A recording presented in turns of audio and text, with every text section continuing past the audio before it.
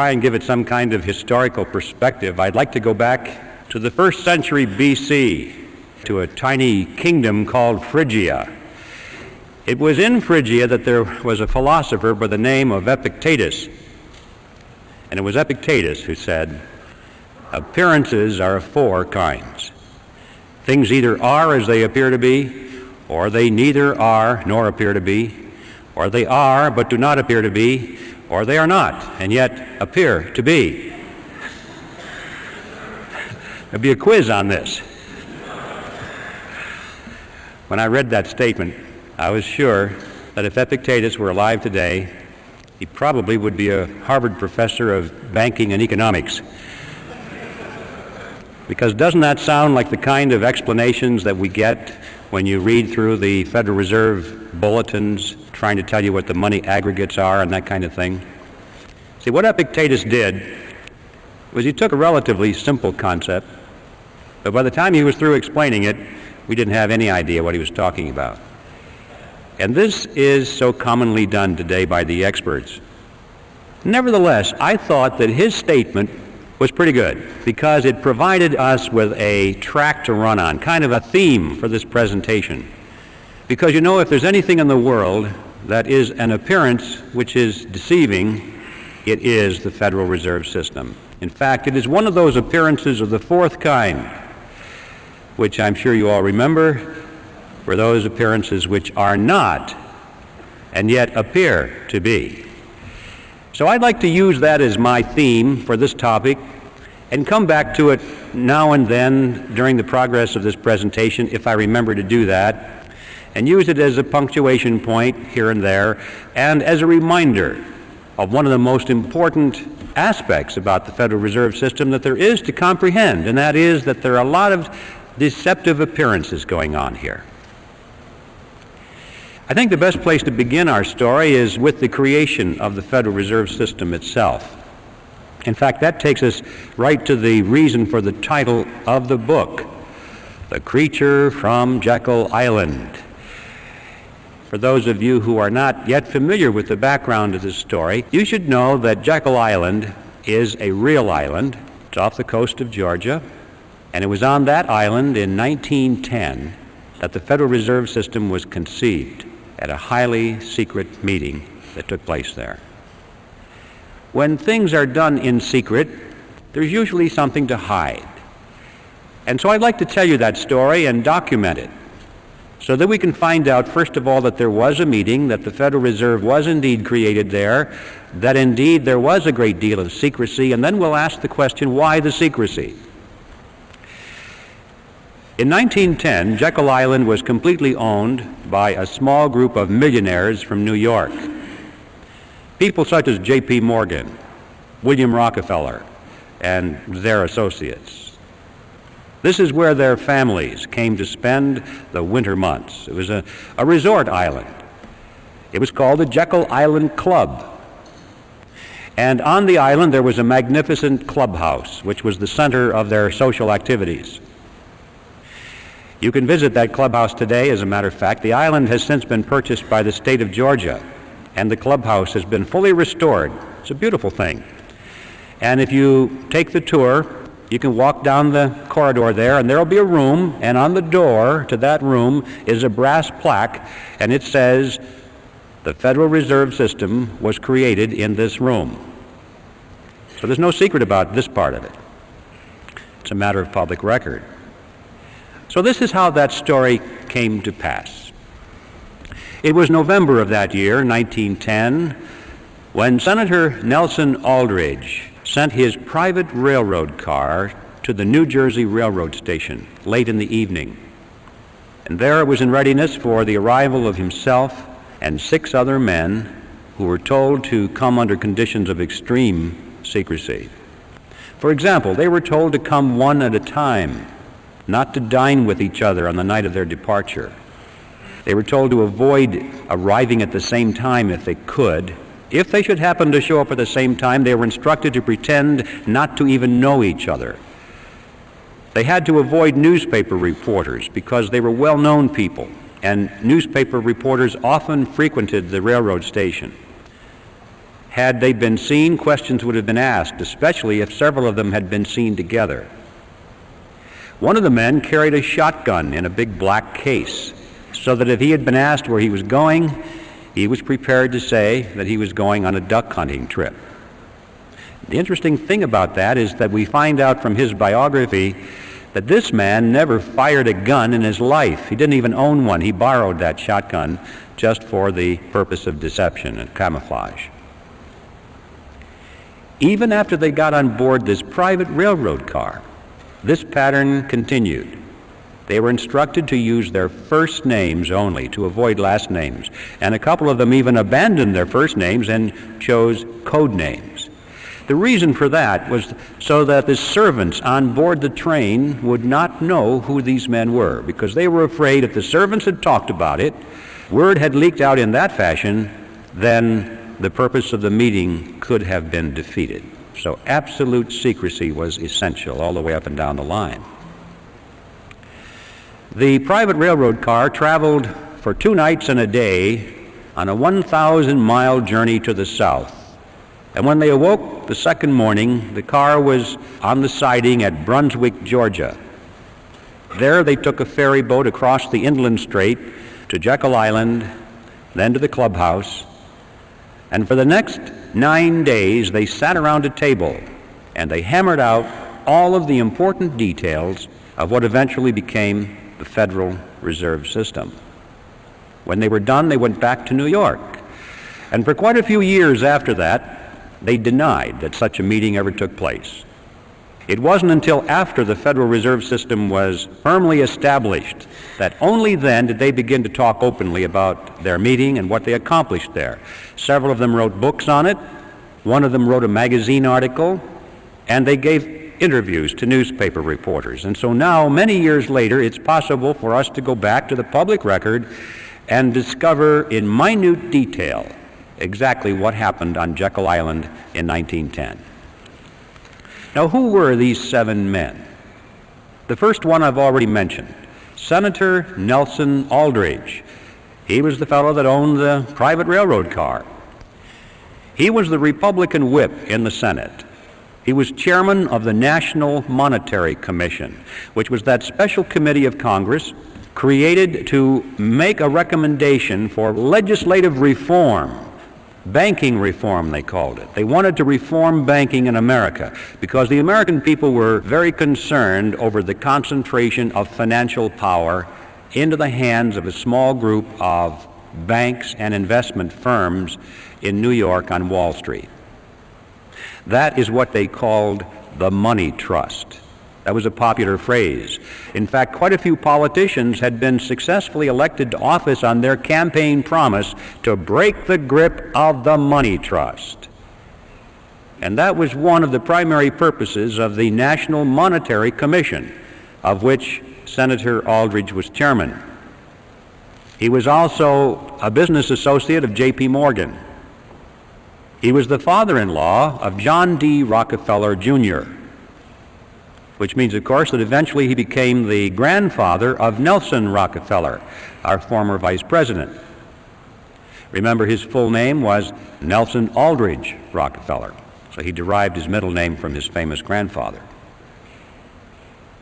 The second man at the meeting was Abraham Piatt Andrew, Assistant Secretary of the Treasury.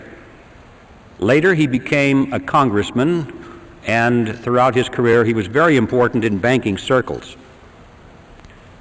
The third man there was Frank Vanderlip, president of the National City Bank of New York, the largest and most powerful of all the banks in America, representing the financial interests of William Rockefeller and the international investment firm of Kuhn, Loeb and Company.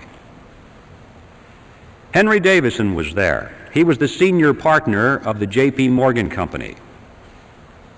Charles Norton was there, president of the First National Bank of New York, another one of the giants. Also, there was Benjamin Strong, head of J.P. Morgan's Bankers Trust Company. And incidentally, Benjamin Strong, 3 years later, when the Federal Reserve Act was finally passed, he became the first head of the Federal Reserve System.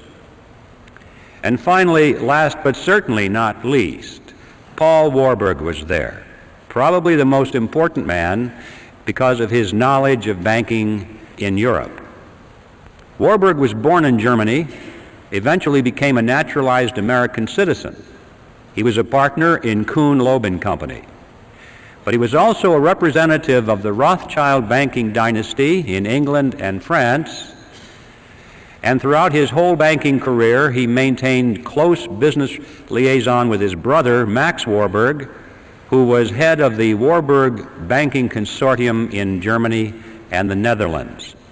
Paul Warburg was one of the wealthiest men in the world. But those are the 7 men on Jekyll Island. And as incredible as it may seem, these men represented directly and indirectly approximately 1/4 of the wealth of the entire world in those days. And these are the men who sat around a table on Jekyll Island and created the Federal Reserve System. Does it arouse your curiosity? What's going on here? Now, for the skeptics who are here tonight, and I hope there are plenty, because if there aren't, I feel like the minister talking to the choir. I know there are always plenty of skeptics in my audiences, and that makes me feel very good. For the skeptics, you're probably wondering, did it really happen that way? Surely Griffin is exaggerating to make a point. Well, yes, it really happened that way, and I'd like to illustrate that by quoting for you just one piece of evidence here. This was taken from an article that was written by Frank Vanderlip himself that appeared in the Saturday Evening Post on February 9, 1935. Remember, Vanderlip was one of those at the meeting. And this is what he said.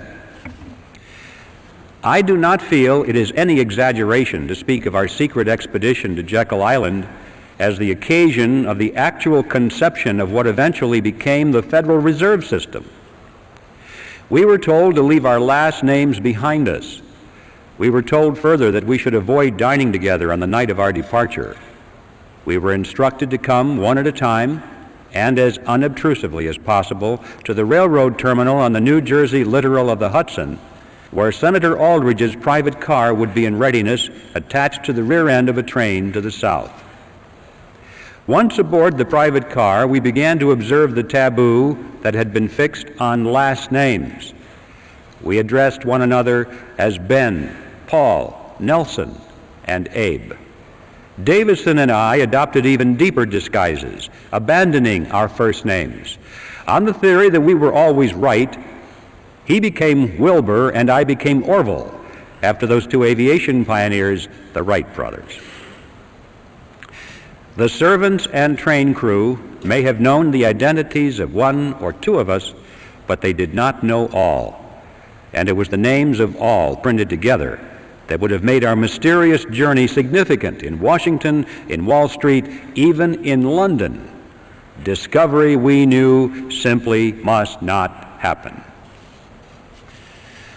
Well, why? Why the secrecy? What's the big deal here?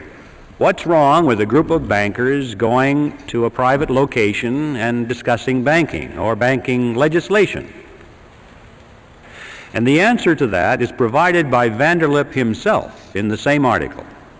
He said, if it were to be exposed publicly that our particular group had got together and written a banking bill, that bill would have no chance whatever of passage by Congress. Why not? Because the purpose of the bill was to break the grip of the money trust. And ladies and gentlemen, it was written by the money trust. It's as simple as that. Had the public been aware of that fact, at the beginning we would never have had a Federal Reserve System. That was like asking the fox to build the hen house and install the security system. Absolute secrecy was essential for that reason. Congress would never have gone for it. The public would never have gone for it. So there we're face to face with a very important fact about the Federal Reserve System that is not generally known today. It certainly wasn't known then. And that it was formed in secrecy because there was deception at work here. But there's more to it than that, much, much more.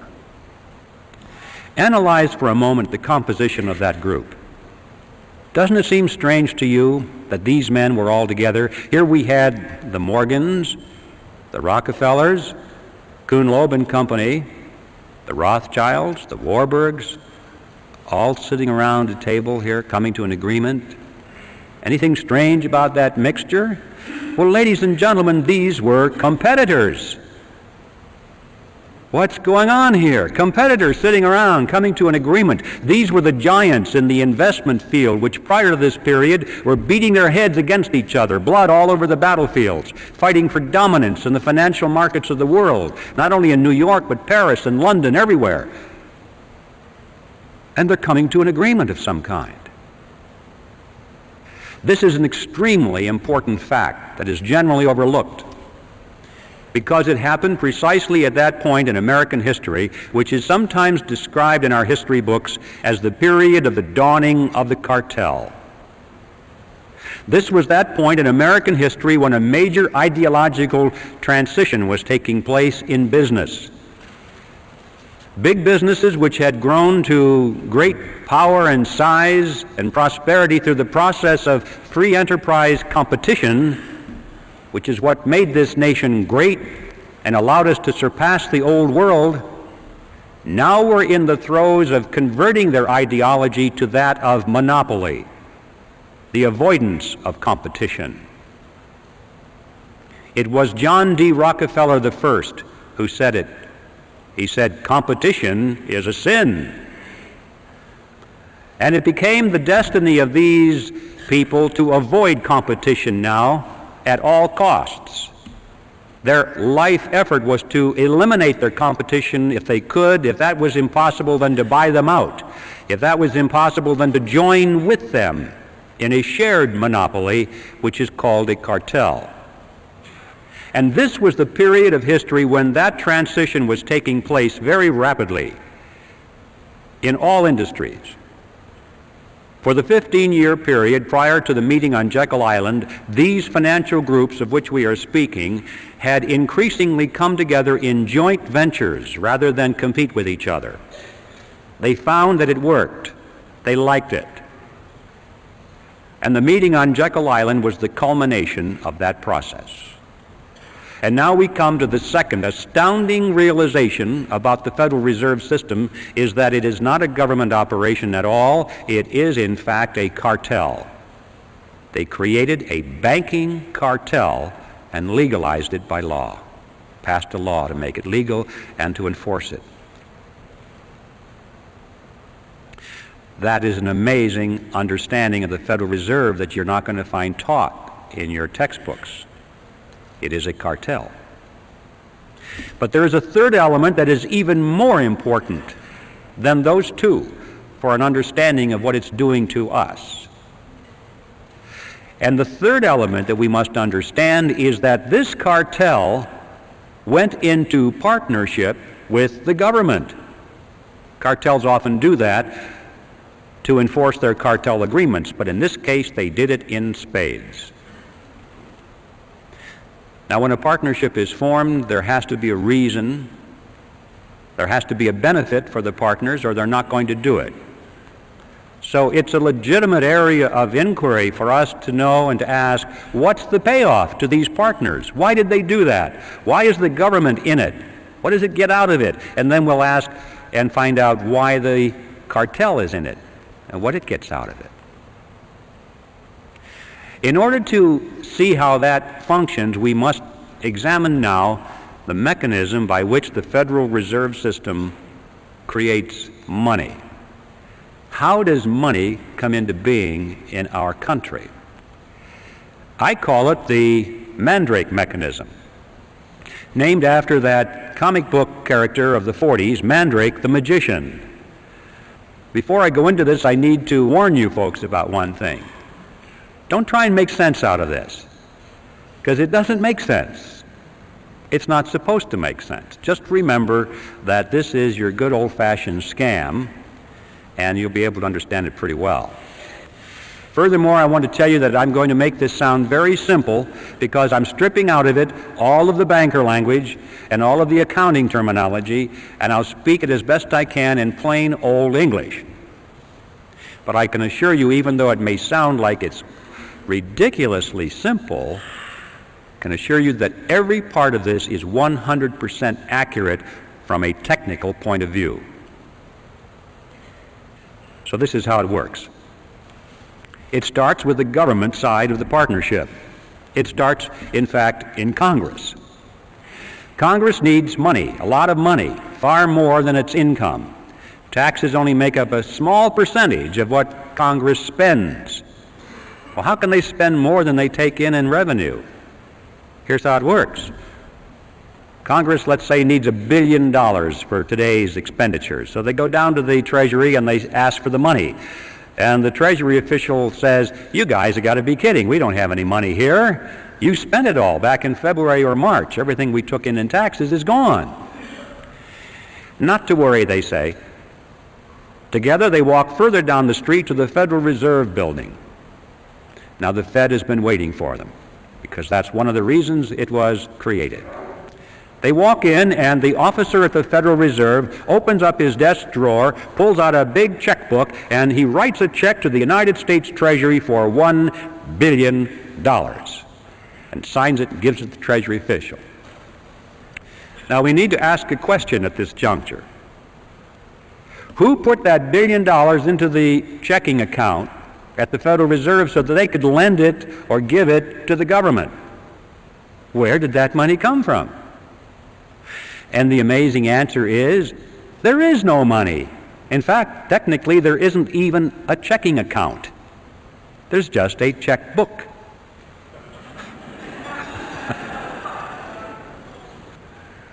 And that $1 billion springs into being precisely at the instant that the officer signs the check.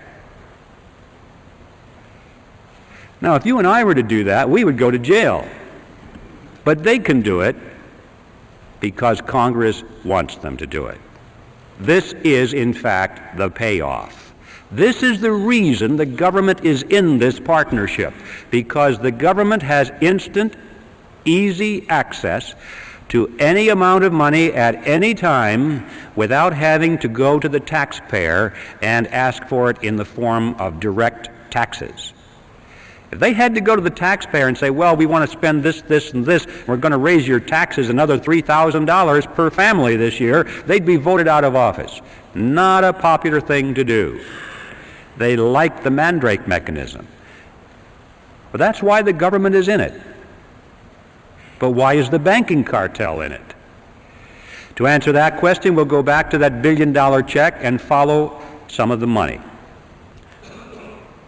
The Treasury official takes the $1 billion check and deposits it into the government's checking account, which is, of course, in a Federal Reserve Bank, so-called. And at that instant, the computers show that the government made a $1 billion deposit, therefore it has $1 billion in its account, therefore it can now write up to $1 billion in government checks, which it starts to do. We'll follow just a $100 check that it writes to the postal worker that delivers our mail. He takes it now and puts it into his checking account in his personal commercial bank down the street. Now the money is finally out of the Federal Reserve Bank, so-called, out of the government side of this partnership, and it's finally into the banking side, commercial bank. $100 has been deposited, so the banker goes over to the loan window and opens it up, and he says, attention everybody, we have money to loan. Somebody just deposited $100. We have money to loan. And this makes everyone joyous because that's one of the reasons they go to the bank, is to borrow money. It's nice to know there's money to loan. So they line up for the money. But they're a little concerned because it was only $100, but the banker says, don't worry, we can loan you up to $900 on that. How is that possible? How can the banks loan $900 when there's only $100 in deposit? Well, it works like this. The Federal Reserve System says that the banks must keep no less than 10% of their deposits in reserve. The bottom line is that the $100 that was deposited there is 10% of $1,000, therefore the bank can loan up to $900, which is the difference. Now, where did that money come from? The answer is the same. There was no money. That springs into being at precisely the point at which the loan is made. Now, let's analyze it. An important difference here between these two functions. The money that was created out of nothing and given to the government was spent by the government for its projects. On the other hand, the money that was created out of nothing for the banks, they didn't spend that for their projects. They loaned it to us for our projects. But they collect interest on that loan. So the bottom line is that they collect interest on nothing, which is not too shabby. This is why the banking cartel is in the partnership, because all of this becomes legal. Interest on nothing. What are the consequences of this? This money that is created out of nothing goes out into the economy, and these new dollars dilute the value of the old dollars that were already out there. It's like pouring water into the pot of soup. It dilutes the soup. When you pour all these new dollars into the economic pot, it dilutes the dollars that are there, and so prices start going up and up and up, and we have this phenomenon of inflation, which is the appearance of rising prices. I emphasize the word appearance because in reality prices do not rise. What's really happening is that the value of the dollar is going down.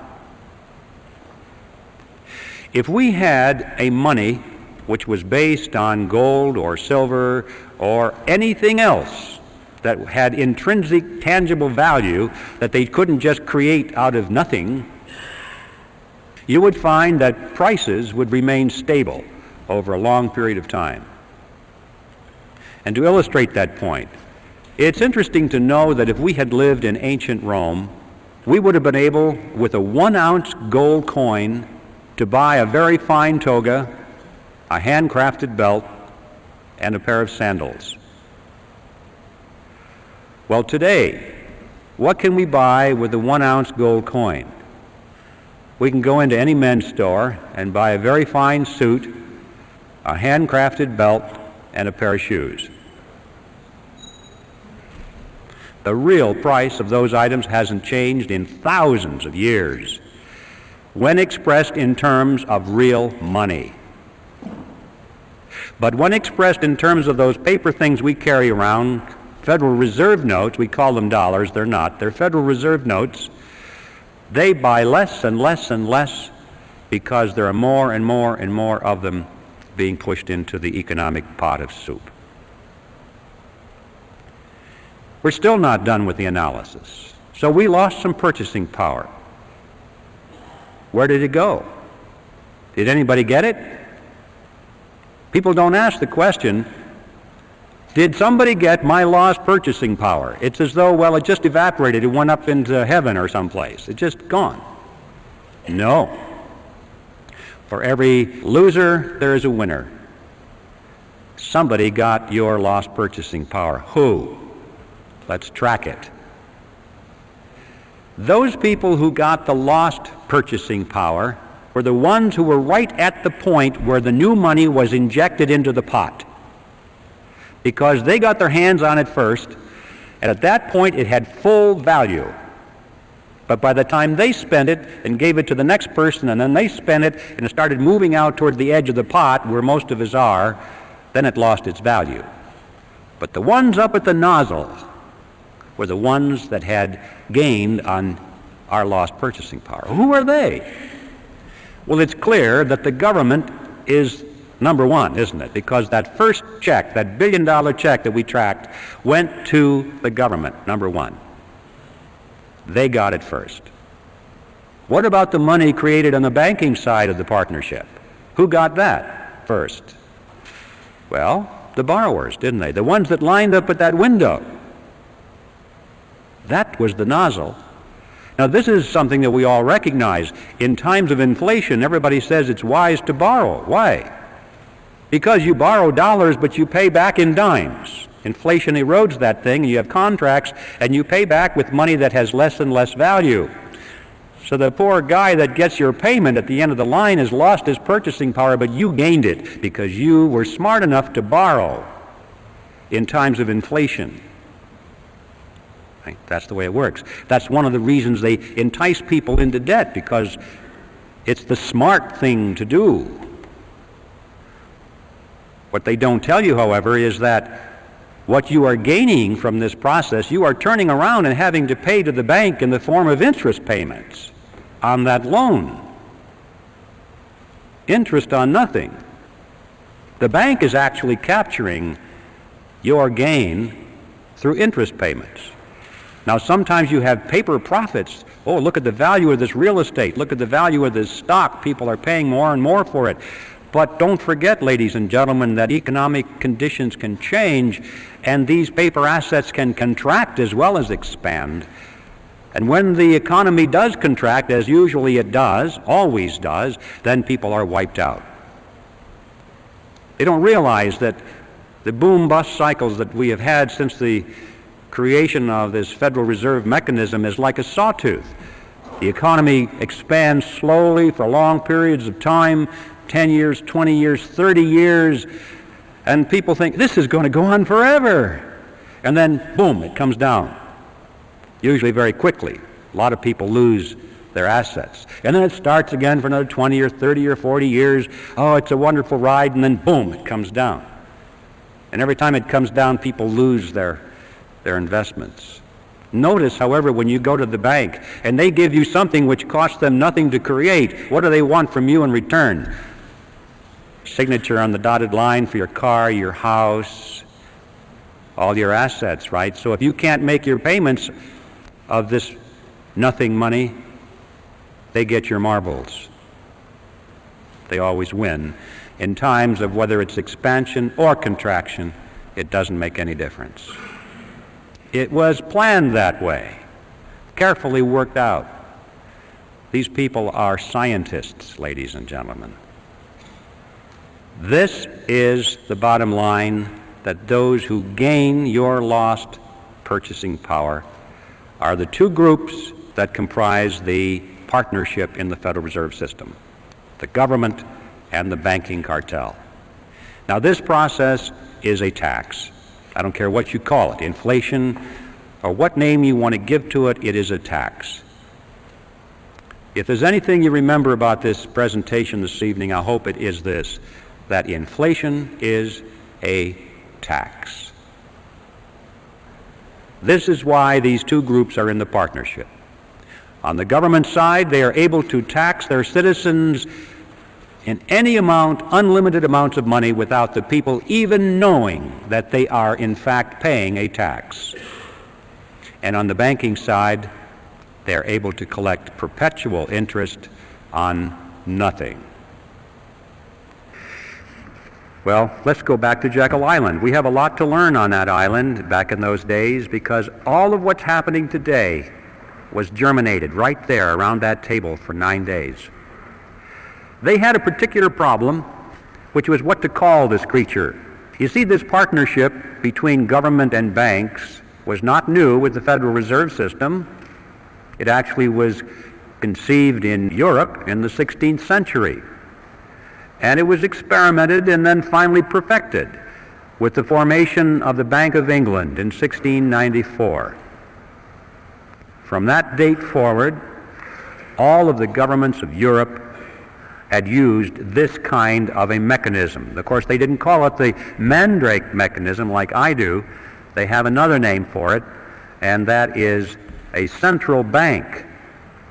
So, when it came time to bring the central bank mechanism to America, these fellows on Jekyll Island knew that's what they were doing, but they couldn't call it a central bank because Congress was already on record as saying they didn't want that, because they thought that what we needed in this country was something that was unique for the American economy. And these men debated what to call it, and this was their strategy. They said, first, let's call it federal, to make it sound like it's a government operation.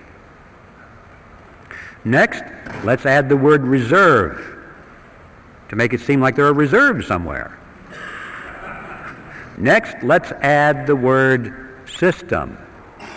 This was far more important than it seems today, because remember, the primary concern was this concentration of power in New York. So they had to convince the American people that they were creating a system of banks spread over the geography of the whole country. First they were going to have 10, then they said, no, that's not enough. We need 12 regional banks to diffuse this power, or the appearance of diffusing it.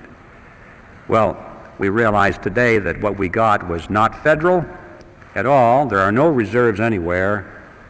There's not a system in the sense of diffusion of power, and the Federal Reserve banks aren't even banks. So on all four words, we have appearances of the fourth kind. It was brilliant deception, and now the next step was to sell it to the public. The first draft of the Federal Reserve Act was called the Aldrich Bill because it was sponsored by Senator Aldrich, and Paul Warburg warned him against that. He said, Nelson, if you put your name on this bill, it's going to be voted down in Congress because you're so clearly identified with big business interests. And Warburg was right. Congress put thumbs down on it. The bill of the big bankers. Well, it was a minor setback. They took their bill, they scrambled the paragraphs around a little bit, took Aldrich's name off of it, and found a couple of Democrats to sponsor the bill. Now this was different, because everybody knew that the Republicans represented big business, but they also knew that the Democrats, on the other hand, represented the common man, the working man, the fellow on the assembly line, like Ted Kennedy.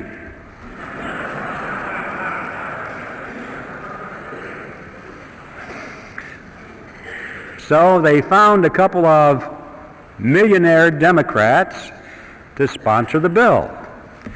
Carter Glass in the House and Senator Robert Owen, who was himself a very successful banker, sponsored the bill, and now it was the Glass-Owen bill. Next, Aldrich and Vanderlip began to give speeches and interviews to newspaper reporters condemning the bill that they had written. They said, this bill will ruin the banks. It'll be terrible for the nation. And of course, by the time that got into the newspapers and the average person read that, they were saying, golly, the big bankers don't like this bill very much. It must be pretty good. You have to give these fellows credit. They weren't stupid. They didn't get to be where they were by being country bumpkins. They understood mass psychology, they understood politics, and they played their cards exceedingly well. Meanwhile, these same individuals were, out of their own pockets, financing so-called grassroots study clubs that were springing up all over the country, holding public meetings, printing and distributing pamphlets extolling the virtues of the Federal Reserve Act. They gave huge amounts of money to some of our better-known universities in America, established new departments of economics, handpicked their own people to be the professors to chair those departments.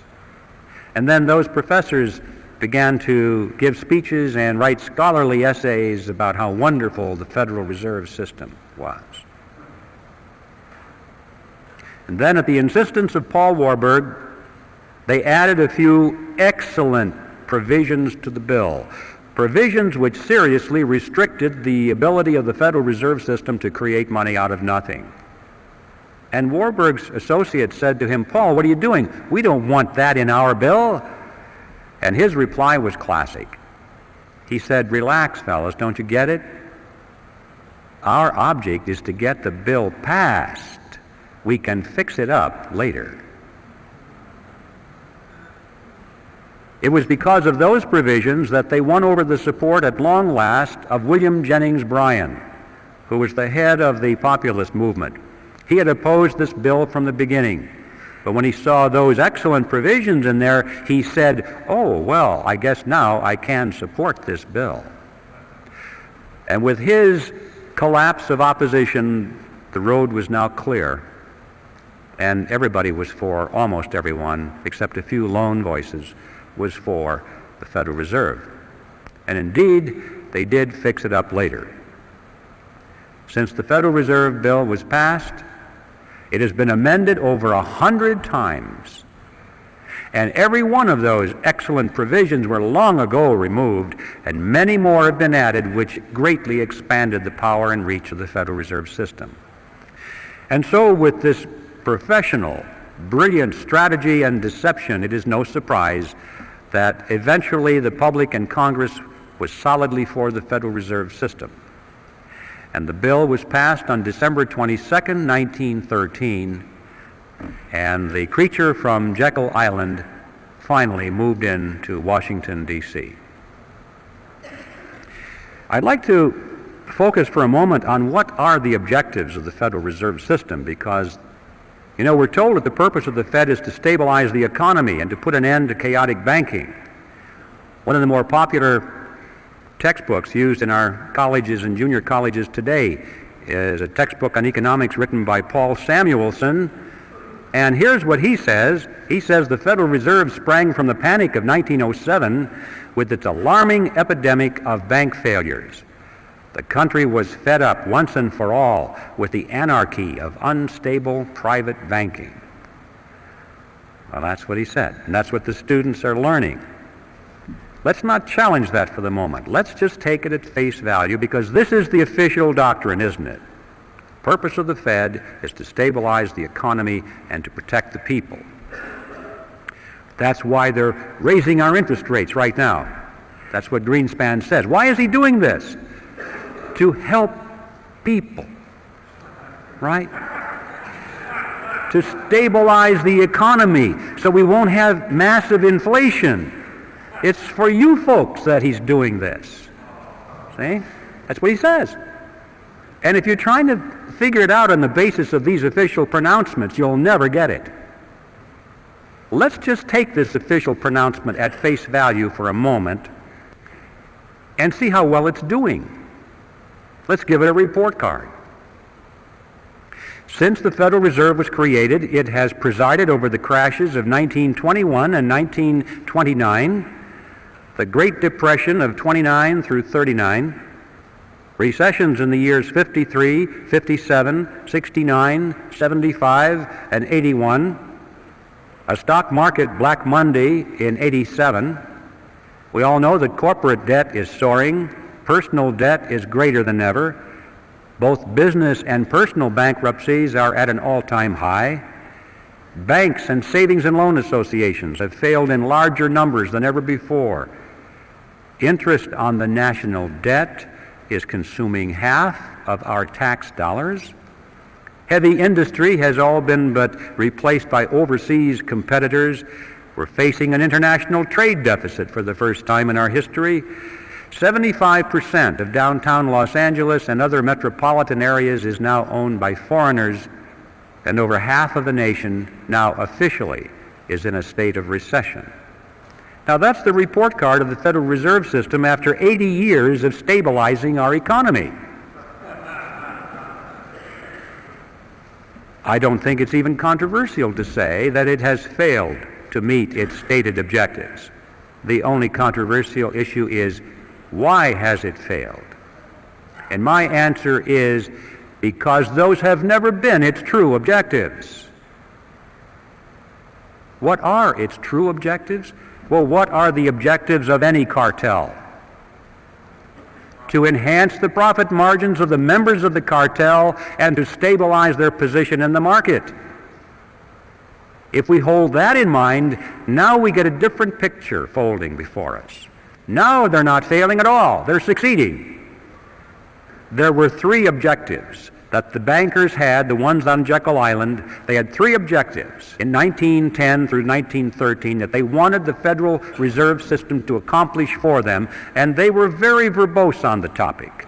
And here they are. They said first they wanted to stop the erosion of their power away from New York.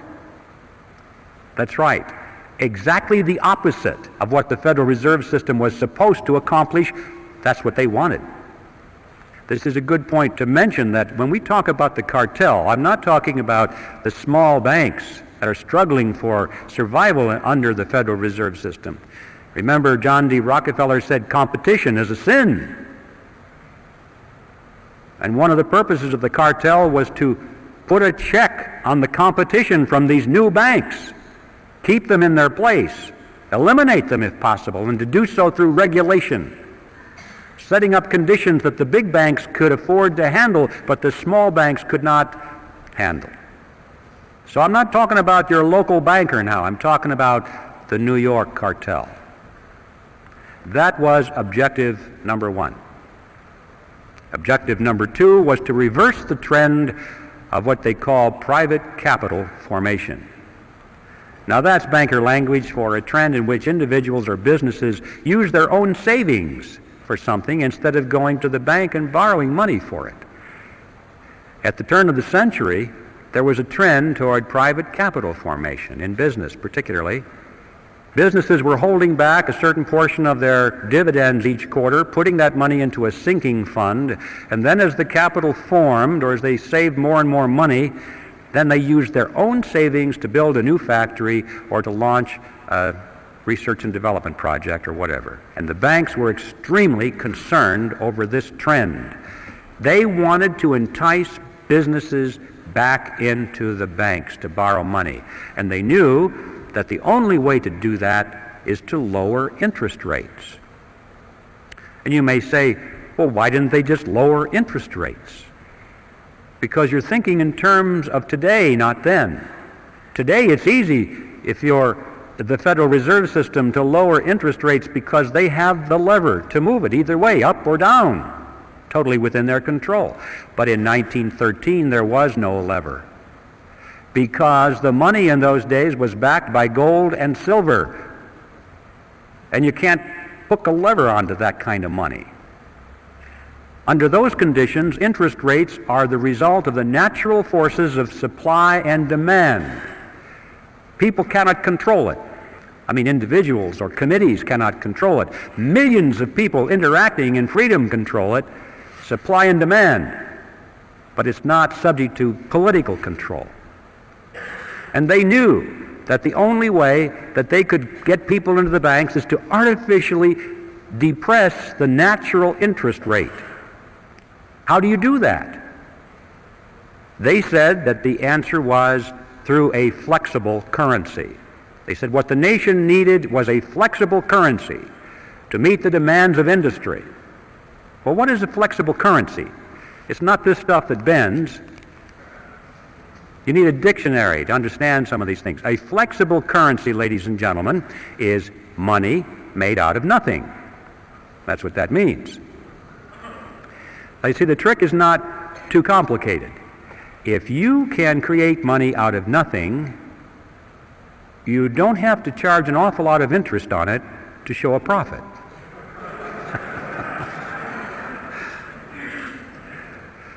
So, with a flexible currency, they could lower the interest rates below the natural level, still make plenty of profit on it, and entice the businessmen back into the banks.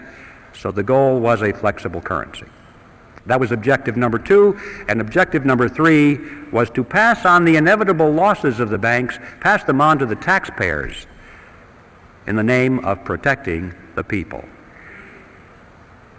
Now, those are the true objectives of the Federal Reserve. Let's now issue another report card and see how well it did.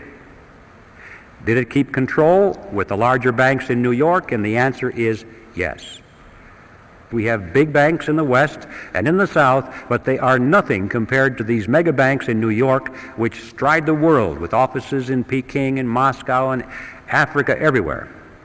The big banks continue to dominate. It gets an A on its report card for retaining control in New York. What about reversing the trend toward private capital formation? Boy, did it ever. Interest rates have been pushed down over periods of time. They're so attractive that individuals and corporations thought they were crazy not to take advantage of those low interest rates. Why save your money? That's stupid. So they were all enticed into the banks because of a flexible currency. Then, of course, they get loaned up to the eyebrows and something happens in the economy and you can't service your debt anymore, you go bankrupt. Right now, there are many corporations and individuals just hanging in there by the skin of their teeth because they're trying to service their debt. And it's an amazing fact that many of these large corporations are now sending more money every quarter to the banks as interest payments than they send to the stockholders as dividends. Just think about that. The banks, who made the money out of nothing, are making more money out of large segments of our industry than the people who worked for their money, saved their money, invested their money, risked their money to purchase ownership shares in those corporations. And the Federal Reserve System gets an A on its report card because indeed, with flexible currency, it reversed the trend toward private capital formation. Were they able to pass along their losses to the taxpayer in the name of protecting the people? Maybe you missed that part of it, but it's called bailout. The game called bailout. It is played something like this. Whenever one of the large banks gets into trouble because someone it has loaned money to, either a big corporation or a third world country, can no longer pay its debt, so the bank is in trouble. It goes to Congress, and it carefully explains to Congress that it must bail out that corporation or that third world country because otherwise it's going to hurt the people of America. If that venerable corporation is allowed to fold, look at how many thousands of jobs will be lost. People will be put on welfare. They'll be out of work, and that'll hurt the people. If that country down in South America cannot pay its loan, Uncle Sam better pay it for him because otherwise the venerable bank in New York will have to write the loan off of its books, and then technically it'll be bankrupt. It may have to close its doors. It would collapse. And look at the thousands of people who have money in that bank who would be hurt by that. And who knows, that bank is such a big bank, if it fell, it might be the first domino, causing all the other banks to fall. And we could have a major recession or depression on our hands, and look how the people of America would suffer. And so Congress dutifully runs to the front and says, yes, yes, we don't want any of that to happen. And they vote the funds to guarantee the loans, or in some cases to make outright payments to keep that river of interest payments going to the banks. Not the small banks, the big banks. Here are some of the games you may have missed.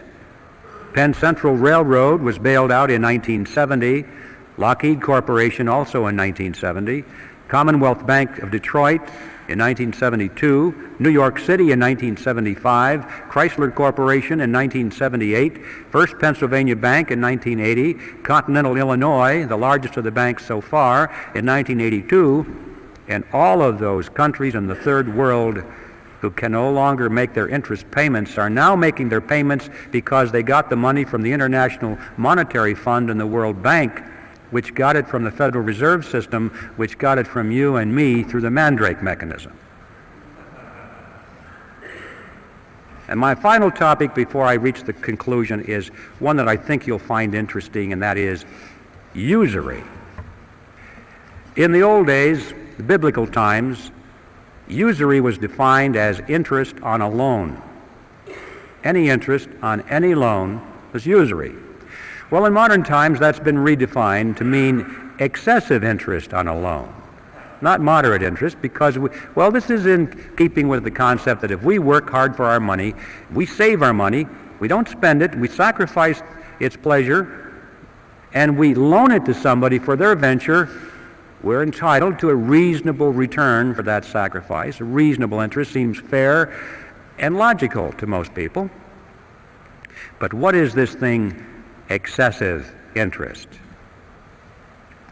Thomas Edison said, "People who will not turn a shovelful of dirt on the project, nor contribute a pound of materials, will collect more money than will the people who will supply all the materials and do all the work." I wondered about that when I read it. I thought, was Tom exaggerating? So I got my calculator out and I punched in the numbers. I took, for an example, a $100,000 house to be built. I assumed that $30,000 was going to go for the land and the architect's fees and the permits, that $70,000 would go for the actual construction of the house, the labor and the materials.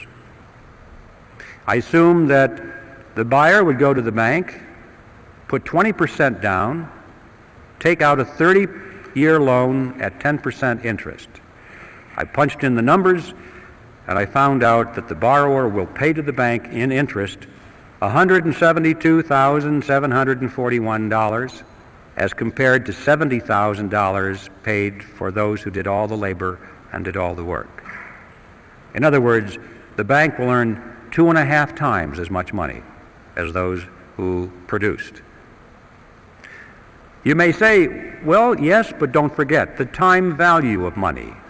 When you save money and you sacrifice its use, and 30 years is a long period of time and all this. No, not this money, ladies and gentlemen. Nobody worked for this money. Nobody sacrificed. Nobody saved it. This money was created out of nothing. And I suggest that $172,741 interest on nothing is excessive. I think it's time for a new definition of the word usury.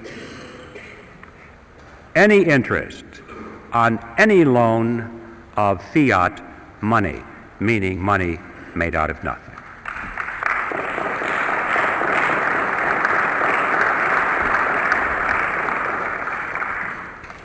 Now, this example of a $100,000 house, I should point out to you, is a grain of sand in the Sahara. This is nothing. You have to multiply this process by every house in America, by every hotel in America, every high-rise office building in America, every jet airplane, every automobile, every factory, every warehouse full of materials, every farm building, all the farm equipment. And you are talking about a river of unearned wealth perpetually flowing into the banking cartel that is so wide that you can't even think across it in your mind. The numbers are beyond comprehension. Where is this money going? You get the mental picture that maybe it's going into a big lake someplace. There's a big dam and it's building up. All this money is accumulating and these people are getting richer and richer and richer. Wrong. Doesn't work that way.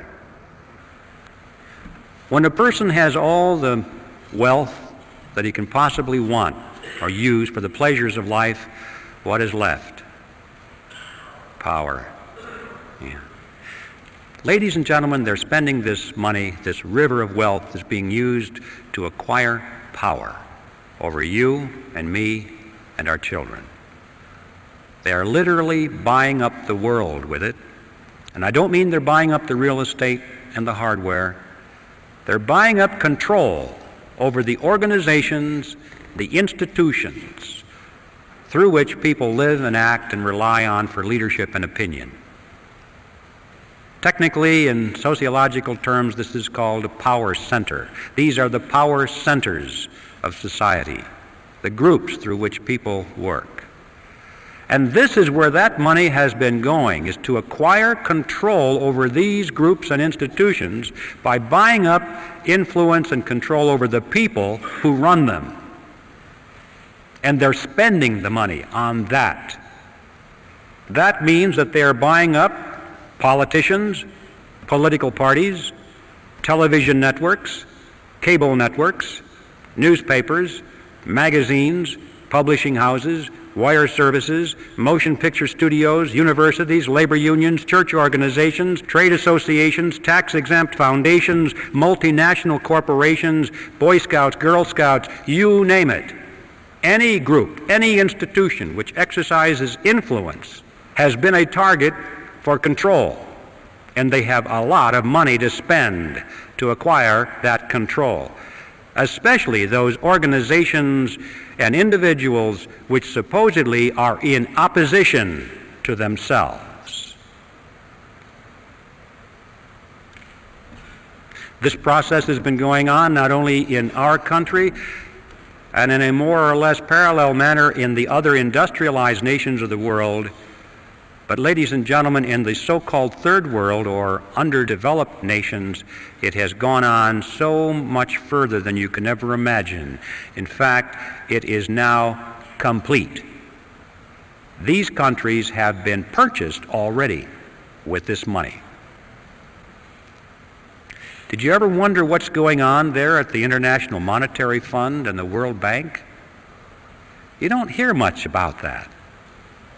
Every once in a while on the back page of the newspaper you'll read that Congress authorized another $100 billion to go to the IMF, to be loaned to some little country or given to them, and they explain to us that this is to raise their standard of living. Well, you don't believe that either. That is an appearance of the fourth kind. It's not going to raise their standard of living. If that's the true purpose, they're not doing a very good job of it, are they? Because, you know, if you look at those nations, after all of these decades and the expenditures of hundreds of billions of dollars, you cannot point to one nation that has had its standard of living raised one iota.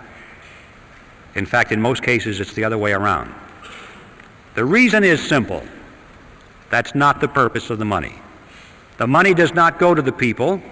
It does not go to the businesses in those countries, which might have a chance of raising the standard of living. It goes to the politicians in those countries, to the governments.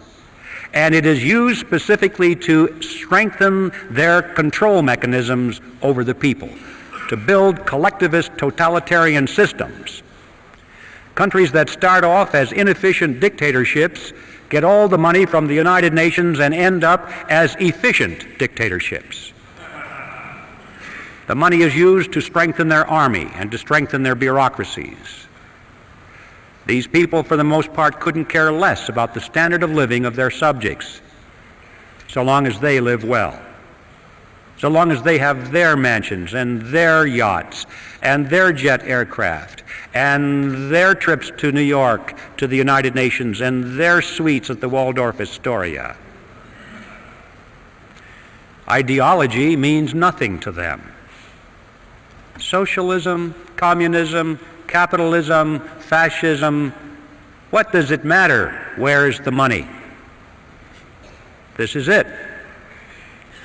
And we're now dealing with second and third generation welfare families here. You know how hard it is to break a welfare family in our own country after the second and third generation. We have governments around the world that are now second and third generation welfare to the UN. There's not a chance in the world they're going to break away from that money. They wouldn't know how to operate any other way.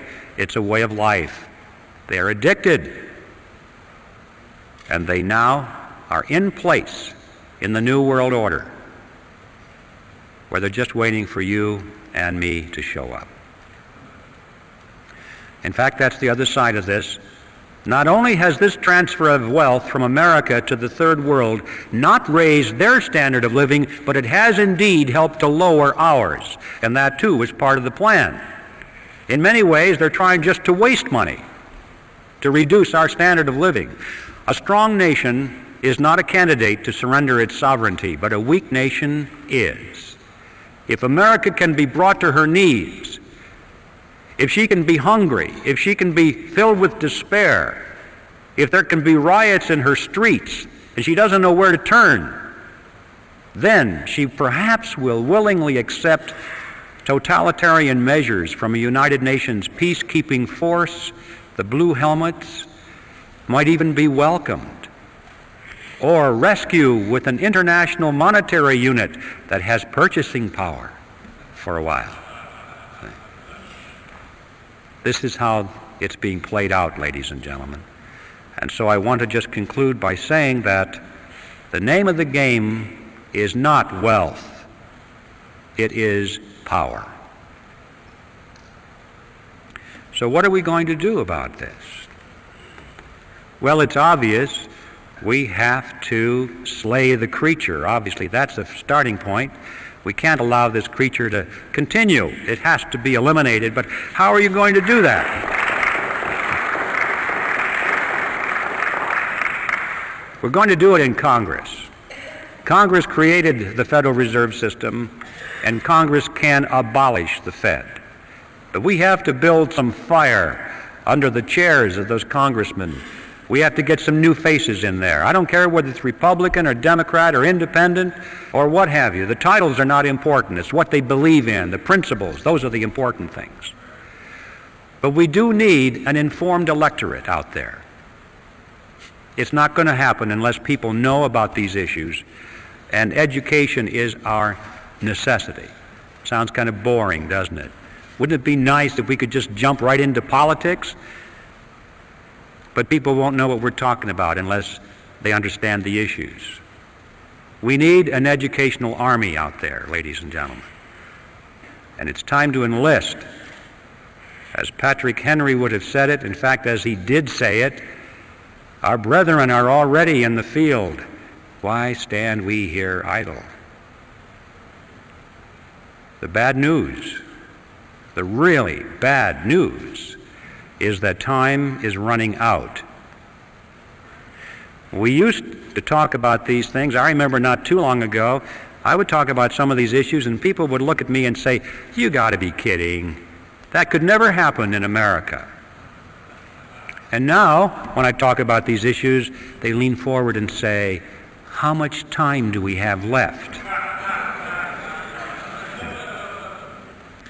It's visible all around us. The New World Order is descending around us. I mean, they're preparing a world court of justice, a world taxing authority, a world monetary unit, a world army.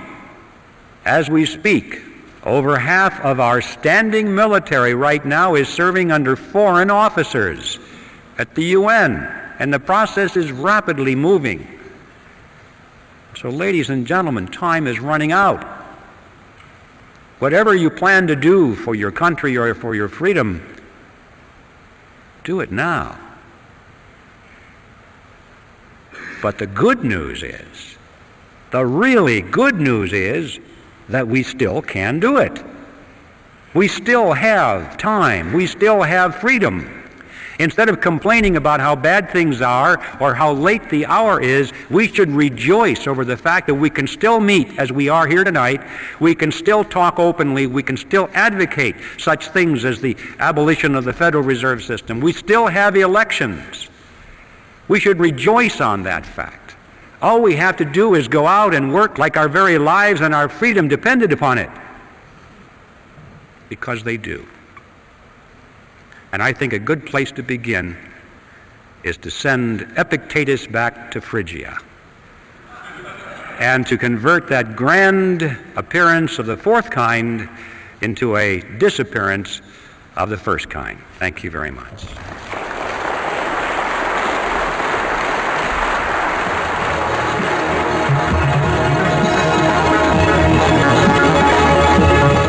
This program is from the audio archives of the Reality Zone. If you are a subscriber to the audio archives, you are entitled to make as many duplicate copies as you wish to share with your friends. There is no additional charge for this, so long as you are a subscriber and the copies are given, not sold. If you would like to become a subscriber, visit our website at www.realityzone.com or call our toll-free number 800-595-6596. That number again is 800-595-6596. 6596. The Reality Zone is a subsidiary of American Media.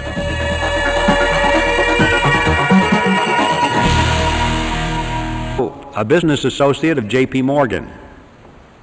He was the father-in-law of John D. Rockefeller, Jr., which means, of course, that eventually he became the grandfather of Nelson Rockefeller, our former vice president. Remember, his full name was Nelson Aldrich Rockefeller, so he derived his middle name from his famous grandfather. The second man at the meeting was Abraham Piatt Andrew, Assistant Secretary of the Treasury. Later, he became a congressman, and throughout his career, he was very important in banking circles. The third man there was Frank Vanderlip, president of the National City Bank of New York, the largest and most powerful of all the banks in America, representing the financial interests of William Rockefeller and the international investment firm of Kuhn, Loeb and Company. Henry Davison was there. He was the senior partner of the J.P. Morgan Company. Charles Norton was there, president of the First National Bank of New York, another one of the giants. Also, there was Benjamin Strong, head of J.P. Morgan's Bankers Trust Company. And incidentally, Benjamin Strong, 3 years later, when the Federal Reserve Act was finally passed, he became the first head of the Federal Reserve System. And finally, last but certainly not least, Paul Warburg was there, probably the most important man because of his knowledge of banking in Europe. Warburg was born in Germany, eventually became a naturalized American citizen. He was a partner in Kuhn, Loeb and Company. But he was also a representative of the Rothschild banking dynasty in England and France. And throughout his whole banking career, he maintained close business liaison with his brother. To try and give it some kind of historical perspective, I'd like to go back to the 1st century BC, to a tiny kingdom called Phrygia. It was in Phrygia that there was a philosopher by the name of Epictetus. And it was Epictetus who said, "Appearances are of 4 kinds. Things either are as they appear to be, or they neither are nor appear to be, or they are but do not appear to be, or they are not and yet appear to be." There'll be a quiz on this. When I read that statement, I was sure that if Epictetus were alive today, he probably would be a Harvard professor of banking and economics. Because doesn't that sound like the kind of explanations that we get when you read through the Federal Reserve bulletins trying to tell you what the money aggregates are and that kind of thing? See, what Epictetus did was he took a relatively simple concept, but by the time he was through explaining it, we didn't have any idea what he was talking about. And this is so commonly done today by the experts. Nevertheless, I thought that his statement was pretty good because it provided us with a track to run on, kind of a theme for this presentation. Because you know, if there's anything in the world that is an appearance which is deceiving, it is the Federal Reserve System. In fact, it is one of those appearances of the 4th kind, which I'm sure you all remember, were those appearances which are not and yet appear to be.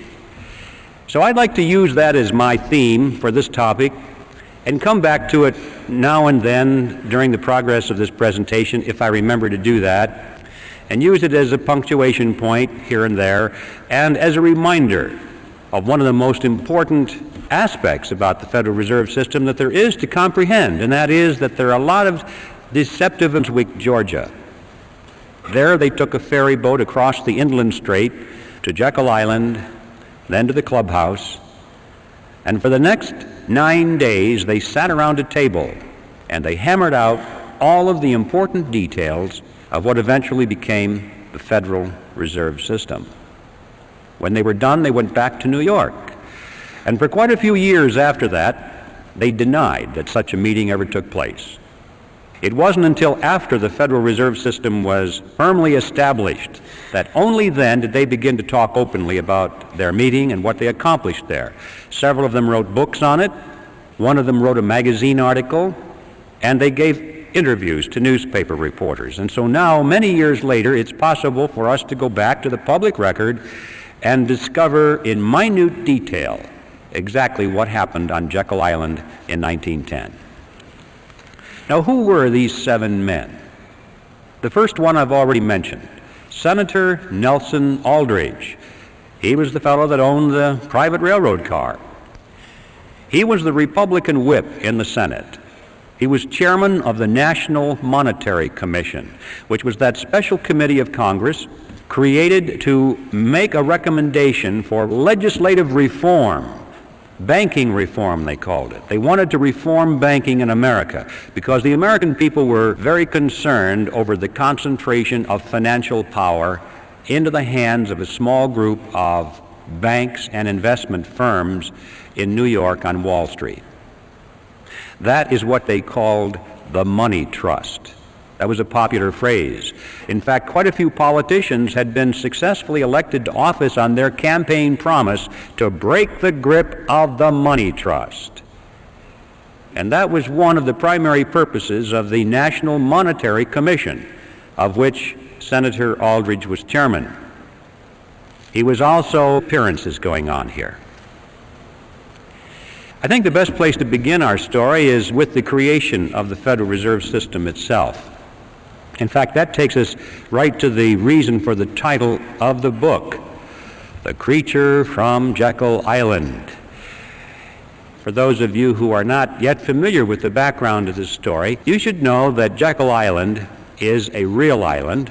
It's off the coast of Georgia, and it was on that island in 1910 that the Federal Reserve System was conceived at a highly secret meeting that took place there. When things are done in secret, there's usually something to hide. And so I'd like to tell you that story and document it so that we can find out, first of all, that there was a meeting, that the Federal Reserve was indeed created there, that indeed there was a great deal of secrecy, and then we'll ask the question, why the secrecy?